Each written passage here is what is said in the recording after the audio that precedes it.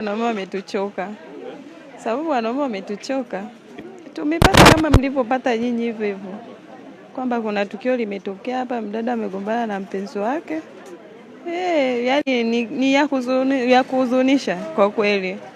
Yani kwa mama ambaye amejifungua mtoto ni jambo la kutisha sana, la kuhuzunisha. Yani kwa wanaume itakiwa mpewe onyo kubwa sana. Kama mwanamke umemchoka, sio muue. Muachane tu vizuri kwa kumuua mtu. Sawa, lakini wanaume si ndio mnasababisha? Kama mwanamke umemwacha ndani alafu unaenda kwa mchepuko, alafu kwa nini ulimuoa yule mwanamke? Kwa sababu ulimpenda mwanamke na ukaenda ukamuoa ukamweka ndani, kwa nini utoke nje ukachepuke kwa mwanamke mwingine? Bora muheshimu yule mwanamke kuliko kumuua, bora muache. Kwa kweli ni vigumu, kwa kweli ni vigumu haswa.